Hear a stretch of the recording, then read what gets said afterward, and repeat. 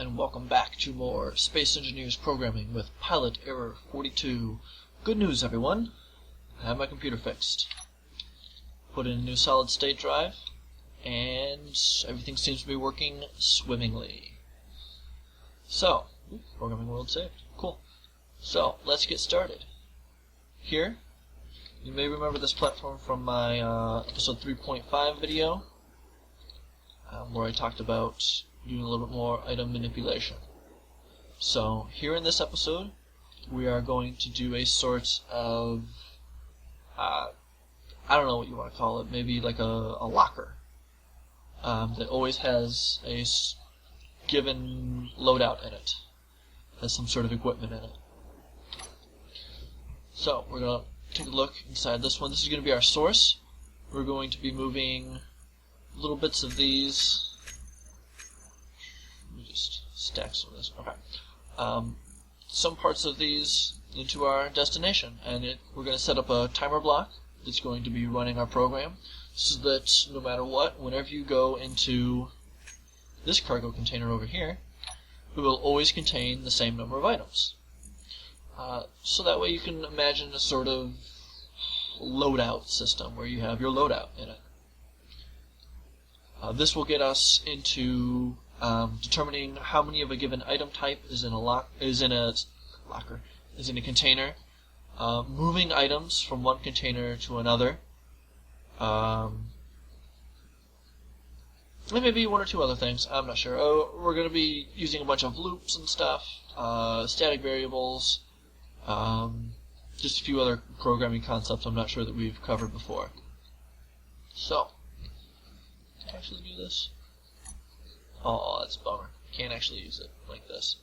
But, sit down, start up my workstation. So, here we go. This is what we're going to start off with.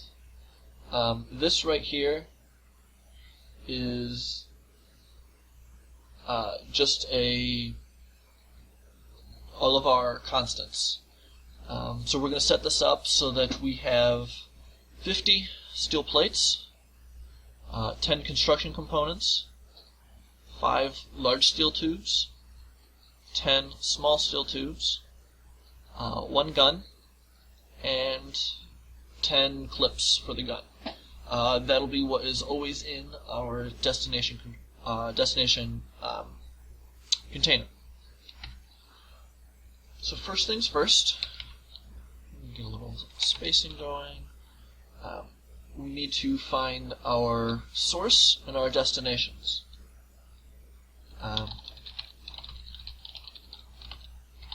So we're going to declare source, and what we're going to do is we're going to reach out to the grid terminal system, like we always have to in order to get to the grid. And we're just going to do a simple get block with name, and throw in our special name of source. But we want this specifically as an my inventory owner. And we want to do an operation on that. We want to get the inventory, specifically the first inventory. But that's too long. So we're going to... one of the beautiful things about requiring a semicolon to end your line is that you can just break it for spacing anywhere and it doesn't matter. So now we have the specific inventory that's going to be our source inventory. I'm just going to copy that and paste it. We're going to change this from source to destination. Well, dest. Because we get that in the exact same way. So now we have two things, our source and our destination.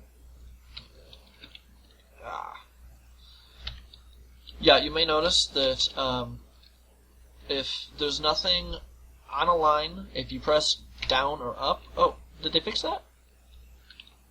Oh, they fixed it. Never mind. It used to just skip... It used to always go up or down 2 lines if there's nothing on the line. I wonder if it still does that. Yeah, if you don't have anything on, let's say, 3 lines, yeah, if you press down once, it goes down 2 lines. Really annoying. But you should be making sure you do proper tab indentation. Make sure you do proper tab indentation. It's so hard to read other people's code if they don't indent it properly. It's just ridiculous. Anywho, so what we're going to do on each one of these things, we're going to make our own little method. It's going to be called ensure minimum amount. We're going to pass it the source, destination, and we're going to start passing it the item type. First one we're going to do is large tube, and then how many we need of large tubes. You may notice I'm using all caps for our constants. That is a standard programming practice. It lets you know that these are constants. Just like this beginning variable names with lowercase letters lets you know that they're variables and they're not types. In C#, your methods begin with capital letters. In all the languages that I've ever used, they don't, so mine aren't going to. So there. So, just doing that, we're going to ensure it has a minimum amount in the source of this specific type. So now, instead of writing a whole bunch of lines over and over again, one for steel plate, one for construction components, one for large tubes, etc., we can do that in one space, in one function. So we're going to declare that function, and the function declaration goes outside of main. It's going to be a void, meaning it doesn't return anything. Sure minimum amount, and it takes the my inventory source, my inventory destination, string, which is the item type, and the number of items in it.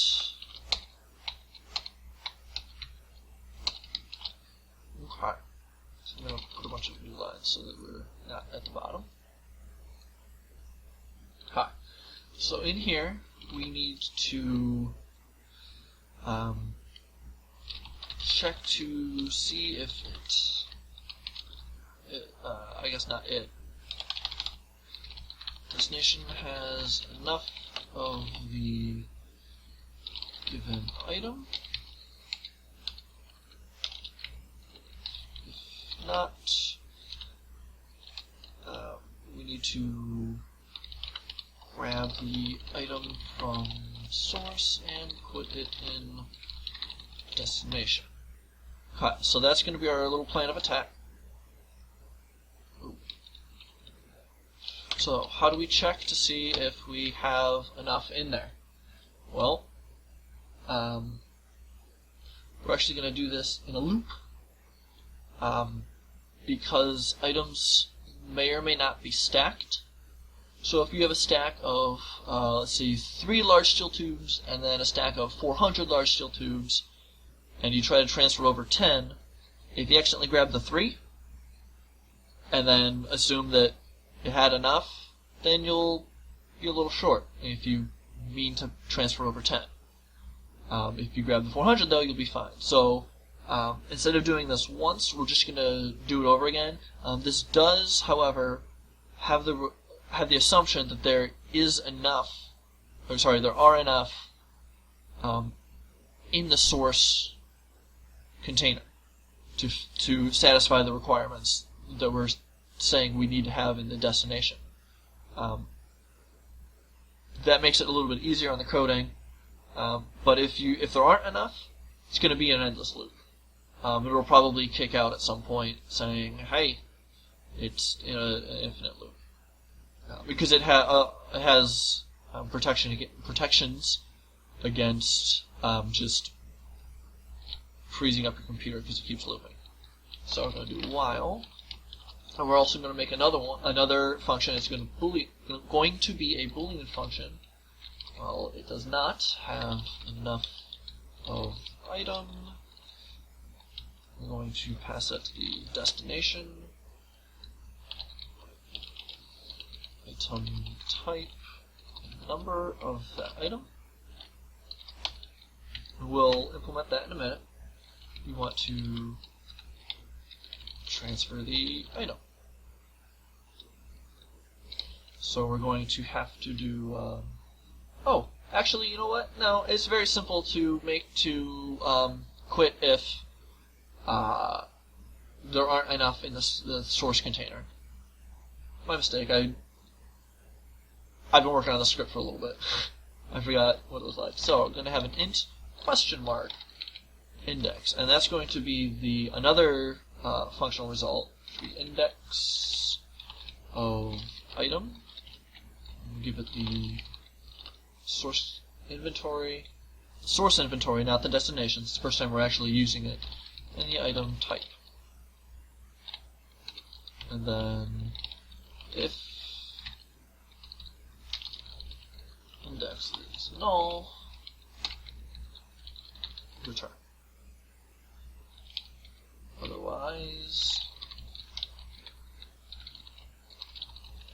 we're going to transfer it. We're doing an operation on the source. We're doing calling the source's function transfer item to, and that takes a destination, my inventory, which is the destination you're moving things to. We need to cast that to an int. Give it the index of the item, and this, every item in the inventory has an index. Null, true, and then for the number, we're going to do num minus, and this is going to be another function.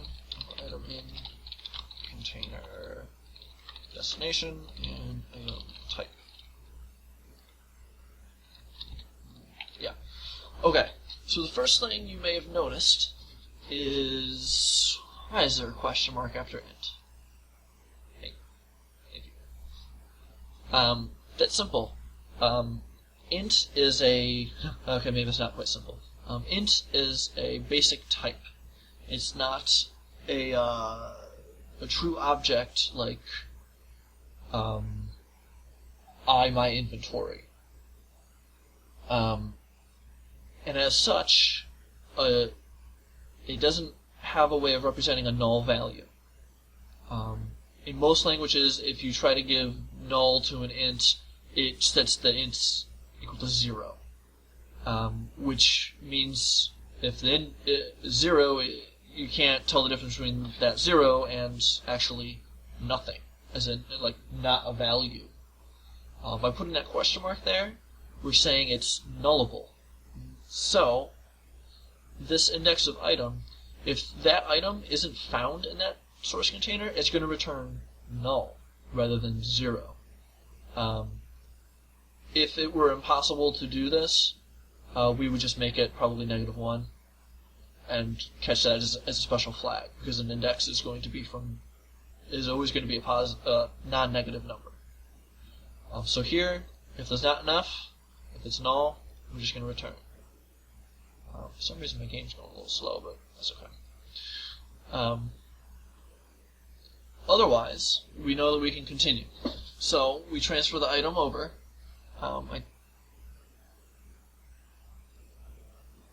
Okay.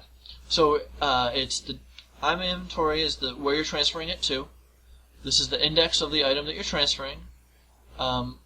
This is the target index that you want it to go to in the destination. We don't care where it is. We don't care about the order of these items. So we're just leaving it null. This is stack if possible. So if we have 8 large steel tubes in the container, and we're transferring over another 2, we want it to stack onto that 8. We don't want to have a stack of 8 and a stack of 2.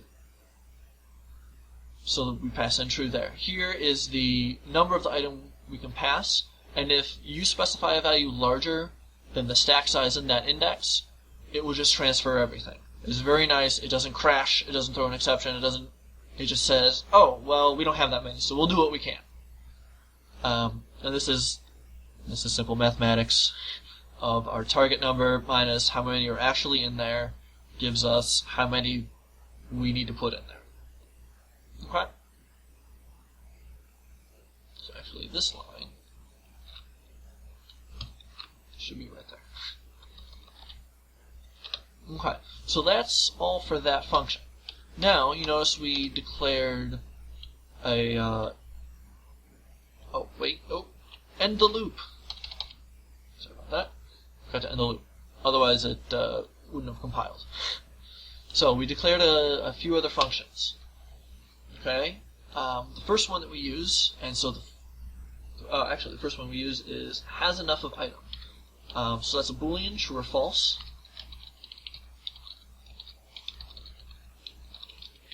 And we declare that as my inventory source string item.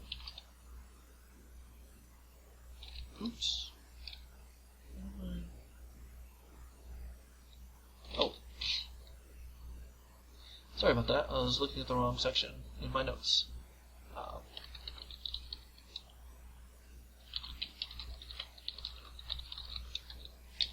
Item name. Dyslexia there, apparently. Minimum amount of items that we want in there. Make sure we close this function. Woo, Nelly. Cursor's just going all over the place. As a matter of style, I like to leave a blank line underneath the method name. And I usually, after something like a while loop, I'll either have a comment or a blank line, just so it spaces it out. Okay, so in here, it's going to be a simple one-liner. It's going to be return number of item in container, and which is a function which takes the inventory to search item name, and if that's greater than or equal to the in amount, then it will be true, otherwise it will be false. Is that there? Yes. So, since it's a one-liner, I'm going to get rid of my padding that I just talked about. Okay, so what is this function, number of item in container? What the heck is that? Well, that's another function that we're going to declare right here. Number of item in container, and that's going to take inventory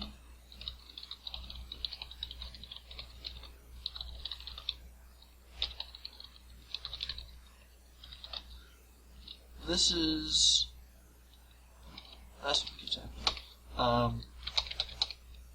This is really the meat. This is very much the meat of our program here. This will search for an item in the container, search for a specific item type in the container, add up however many items are of that type, and then tell you how many there are total. Okay, so we're going to first start off with our total, and since we don't have anything yet, it's going to be 0. So we're going to get the items, a list of the items from the inventory. So that'll be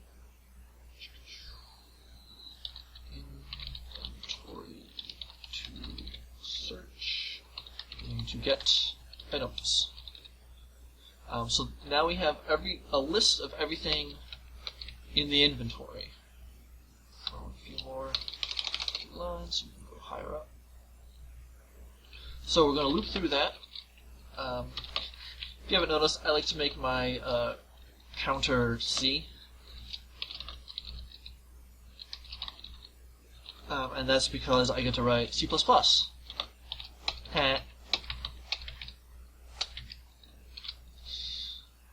C++. That's the name of the language, C++. It's funny. Joke. Laugh. Haha. Okay.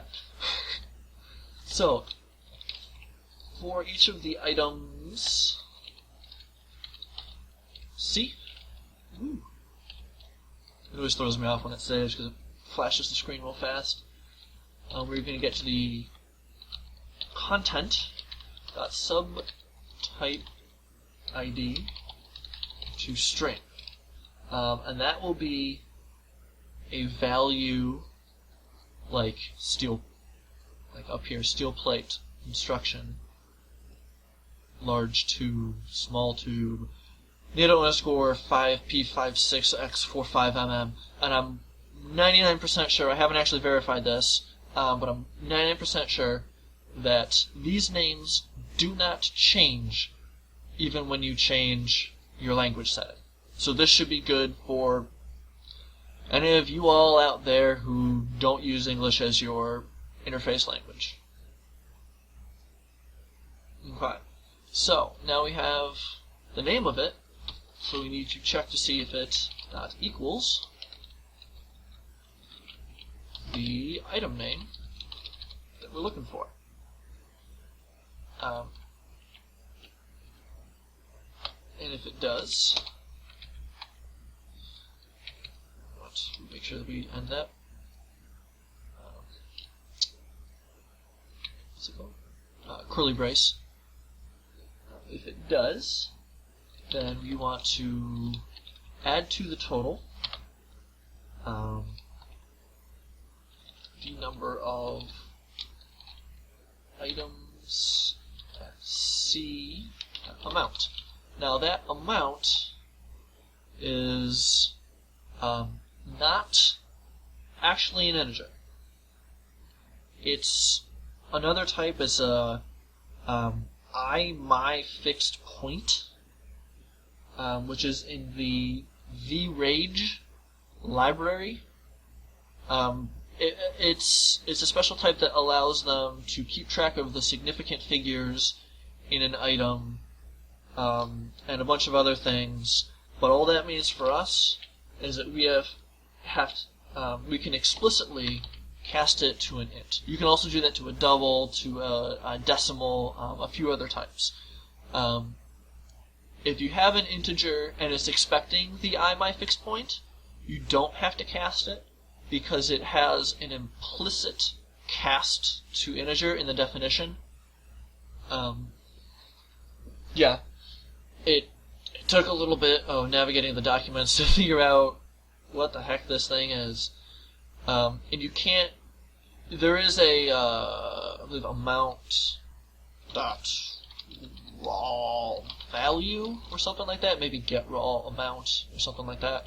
You don't want to use that, because if you're working with the gun and you have 1, because it's a stack size of 1, it says you have like 100 million of them.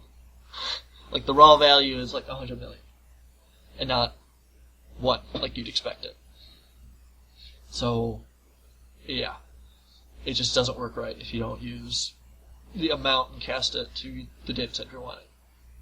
So now that we've gone through and checked to make sure we have the correct item, and then added it to our total, we can return total. Okay, so now if we have the minimum amount in there, then it'll be true has enough item, and then we're done. If it doesn't have enough item, then we need to get the index of item. So we need to declare that method. And you may notice I'm using the words method and function pretty much interchangeably. That's because they pretty much are interchangeable asterisks. One of them is the correct term. It doesn't really matter though, because chances are you're not going to have a language that you're going to have both functions and methods. And if you do, then you're going to know which one I'm talking about. So, yeah. So we want to get the index of item. And we use that to tell it which item we want. So this is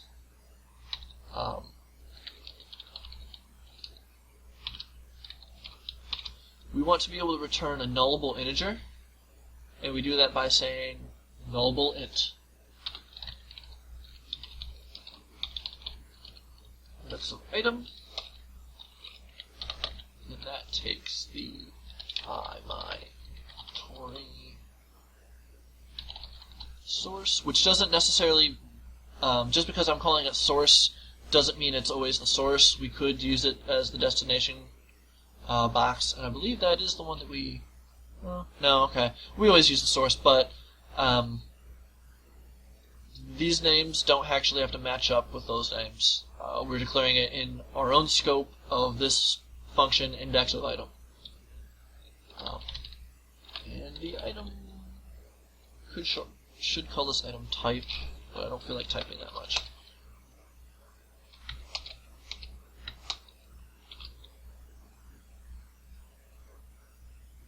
Okay, so in here we need to get all the items.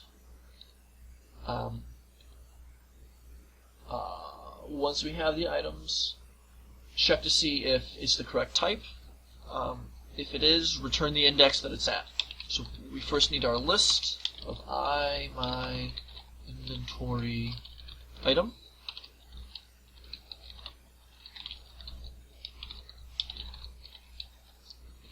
And we get that the same way we got the list of inventory items in the right here. Yeah. So for each one of these, int c equals 0, c is less than counts. It may seem that I typed that relatively quickly. That's because that is a standard way to iterate through a list. You start at 0 while your counter is less than the total number in there. Do it, and then increment the counter. It's quite standard. If you're a programmer, you know that.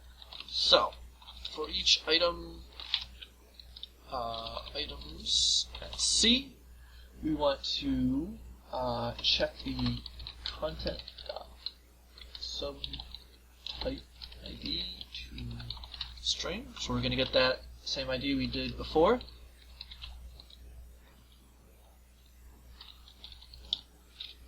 Equals item. And that's actually the same,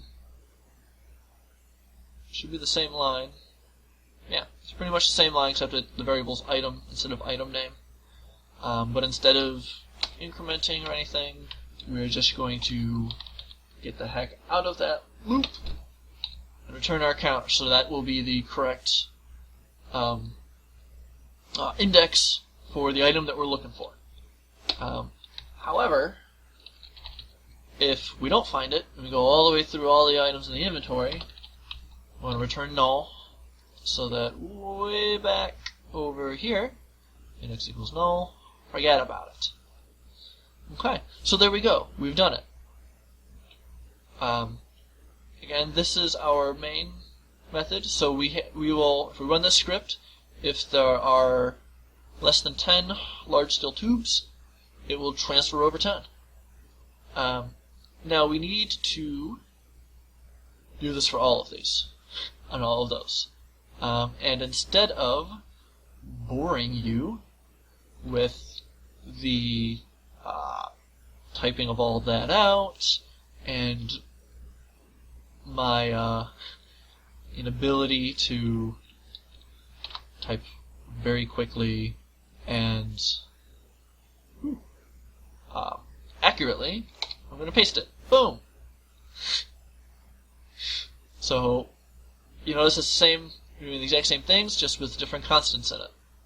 So, I'm going to check our code. Ooh, line 35. What did I do? 5. My parentheses don't match. Okay, check code. Line 65. Subtype. Oh, type should be capitalized. Oh, no, sub is not spelled correctly. Right up here. Okay, line 65. Subtype. Okay. 2 thumbs up. And I adjusted that IRL. So, run exit. Destination, source. Okay, so now I'm going to go over here. Woo! Get out of here. Going to here. Set up actions. So this first button starts an inventory timer. Second button stops it. That's simple, right? What does the inventory timer do? Every 10 seconds, what does it do? It runs the item manipulator program and starts itself again. If you can't follow that, you should probably give up programming, because that's a pretty simple thing. Well, I mean, if you can't follow it, replay the video, and then if you still can't get it after a few times, programming may not be for you. So, I'm going to check in here. What do we have in here? We got nothing. There's nothing in there at all. So let's just run it once. Now what do we have? Oh, look, it's a full loadout of items. Hooray! So now let's. I'm going to actually change the inventory timer to be 1 second. I'm going to start it. So every second, it's going to be doing this. So let's. Okay, so let's say we move. Oops. 25 of these steel plates out. Wait 1 second. Boom. They're back in. Ah! Get over there! Cool, no? Doesn't do anything if there's too many. But that is a bit more advanced item manipulation. That will actually be a second step onto our ultimate quest of item sorting. And it kind of branches out from here, of item sorting and loadout templates. I want to make a program that will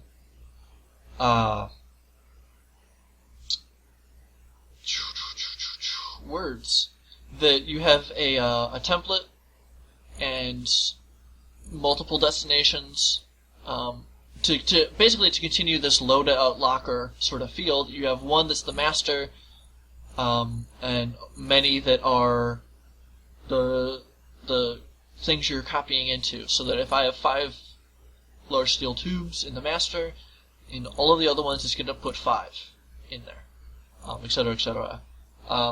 That way, maybe you have a let's say a favorite loadout for one of your multiple welding ships. This way, you can have just one container that you always pull from, and it will always contain what you want, and you can change what you want in it at any time by changing your template one. So that's going to be the next thing that I do.